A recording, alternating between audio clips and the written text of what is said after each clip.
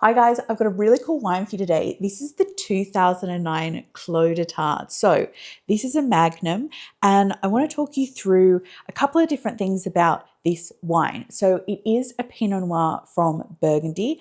As you can see, it says Grand Cru and also monopole. So Grand Cru is at the top of the hierarchy. So this is essentially one of the best wines that you can get, and it's by a fantastic producer. So Clos de Tart, and specifically this 2009, was actually crafted by the Mommessin family, which have a fantastic reputation in Burgundy.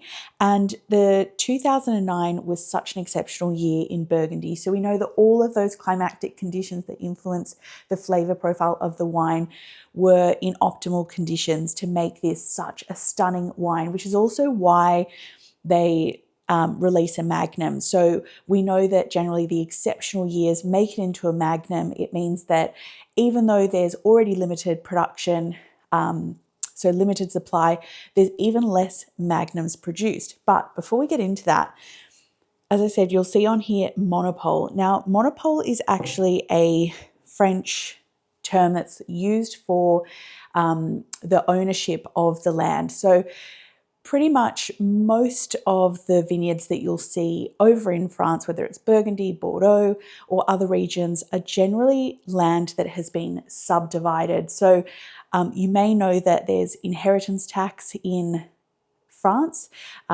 which is quite expensive. So quite often when the original owner passes on, it's no nice way to say that, it means that then that land is split between all of the different siblings. Now, a monopole actually means that that still original land is owned by a single owner, which is so rare. There's actually only 5 monopoles in Burgundy, one of which is DRC, but the largest is actually Clos de Tart.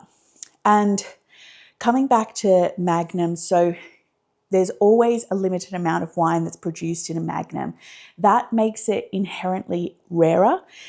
It also means that we're able to extend the drink window. So the drink window on a standard bottle is for this 2009 Clos de Tart. If this was a 750ml bottle, it's around 2015 up to 2040. But being a magnum, we pretty much rule of thumb is you can double that drink window. And that's because when we're aging a wine in the cellar, there's a little bit of oxygen that is coming through the cork, which is changing that flavor profile.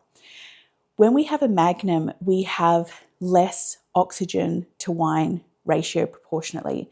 So it means that that evolution of flavor is actually happening more slowly.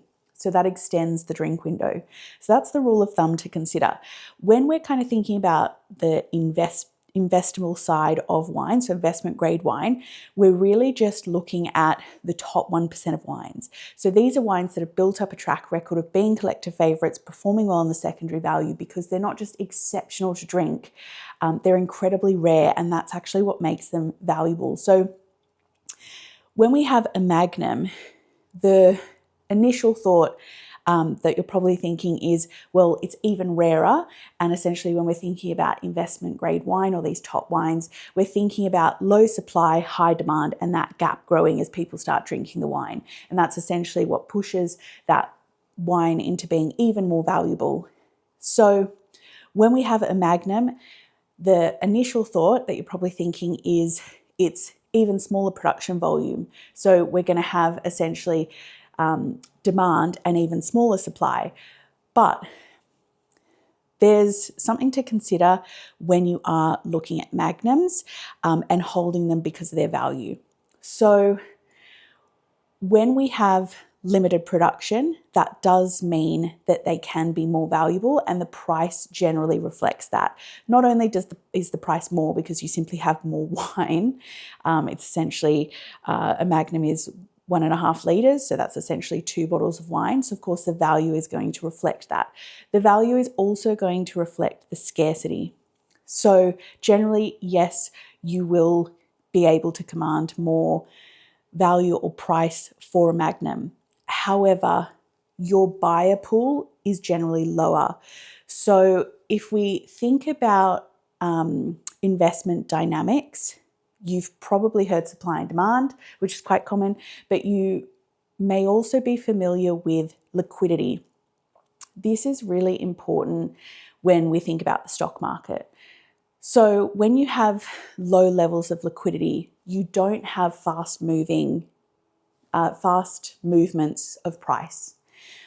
That's because there's essentially less people that are buying and actively trading. That's on the stock market. That same dynamic actually plays into market dynamics in wine. So if you have a lower buyer pool, it means that there's not going to be as many people that are going and buying those magnums. Yes, they're more expensive.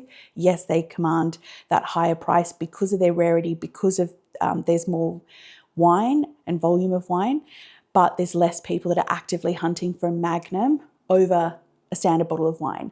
And that market dynamic also plays out in the property market as well. If you have a multi-million-dollar house, you're going to have a smaller number of people that can afford to buy that multi-million-dollar house versus, say, a one-bedroom apartment, which is the entry into that market. So when we're thinking about wine, we're really translating those same market dynamics.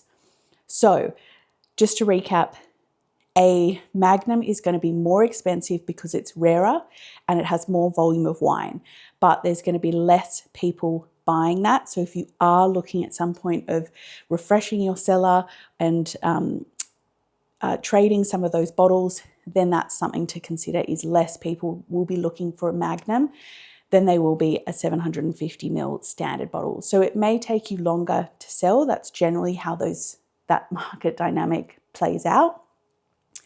But when you do find the right buyer, you obviously can command higher price. So something to consider, but incredible, incredible wine.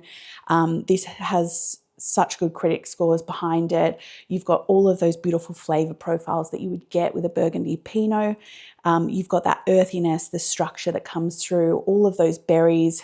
There's a nice level of spice, licorice, violets. So you've got such a beautiful flavor profile. It's one of the best producers for a reason. It's got that Grand Cru status, that monopole, which makes it even rarer. So incredible, incredible wine. Cheers.